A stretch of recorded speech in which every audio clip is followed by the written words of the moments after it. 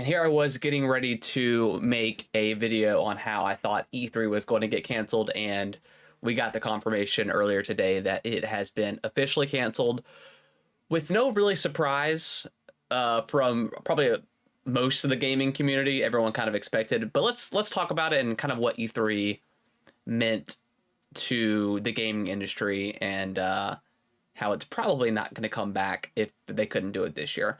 My name is Harrison. Welcome to the channel. If you're new here, please hit that subscribe button. I would greatly appreciate it. We are on our road to 300 subs. We are almost there, so I definitely appreciate that. Want to try to hit 500 before the summer. That would be incredible. So this is coming from an article from IGN, basically stating two sources have confirmed to IGN that the organization announced the cancellation via an email sent out to its members today. Following IGN's report, the ESA issued the following public statement from Kyle Marsden Kish, Global VP of Gaming of ReedPop. This was a difficult decision because of all the effort we and our partners put toward making this event happen, but we had to do what's right for the industry and what's right for E3. We appreciate and understand that interested companies wouldn't have playable demos ready, and that resourcing challenges made being at E3 this summer an obstacle they couldn't overcome.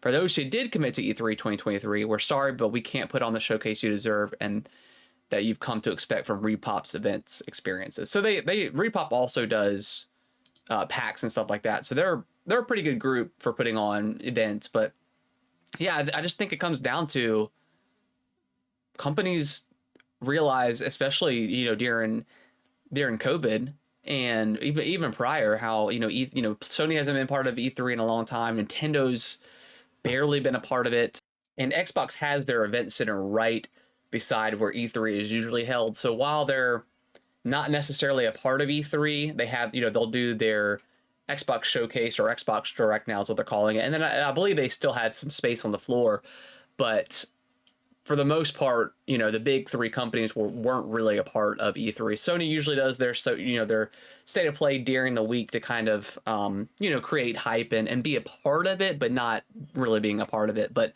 this year, with Nintendo announcing they weren't going to be there, Xbox and obviously PlayStation said they weren't going to be there, and Tencent pulled out. Ubisoft, who had previously committed to E3 2023, actually pulled out and said they're going to hold their own Ubisoft Forward during that week, actually the day before the event was supposed to start. So it is kind of a bummer. E3 is not what it used to be in the past.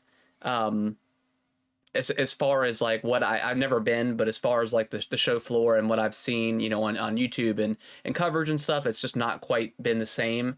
Obviously, we still get all the digital events, the showcases, the conferences and stuff. And that's kind of what people really associate with E3 is the conferences, even though they're not technically a part of E3, they're always right beside it.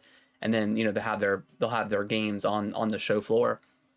But yeah, I mean, that was a time where the gaming industry kind of came together as a whole, and we just watched back to back conferences, saw a bunch of gameplay demos. It was awesome. It was super hype. We were hyped up for what was coming out, in the later months of the year.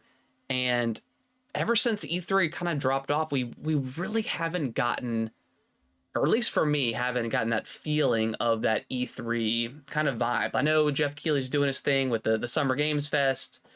IGN's done, their Summer's Game Fest kind of style as well. And Nintendo always has a direct, usually in June, and Xbox and PlayStation do their own thing.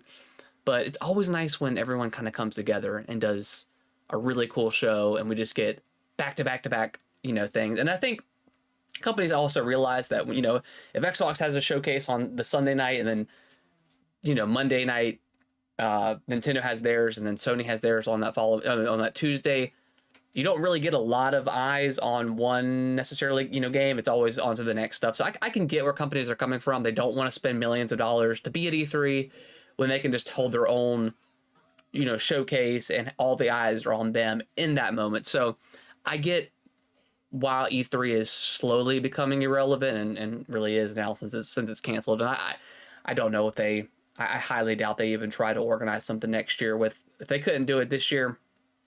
I don't know. I think developers are still feeling the effects of COVID, of course.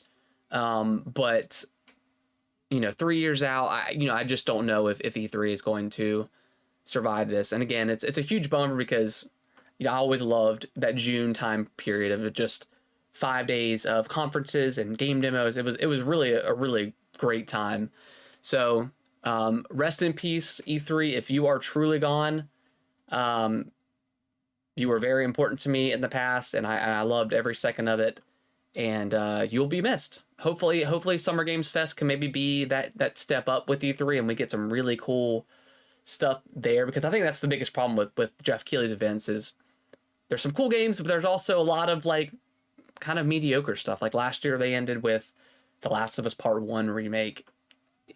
You know what I mean? It wasn't that great. But if there's nothing to show, then there's nothing to show. So Jeff Keighley, you're the man. You're keeping these types of events going, and we definitely appreciate you as in the gaming community. So if you guys are still watching this video, I greatly appreciate it. Give it a like. Comment down below your favorite maybe announcements from E3, whether it was console announcements or game announcements. Let me know in the comments below, and I will see you guys in the next video. Thank y'all so much for watching this video. I really appreciate it. Consider subscribing to the channel. I'll let YouTube algorithm pick one of my videos below for you guys to watch. Give it a click, and I hope you enjoy, and I will see you in the next video.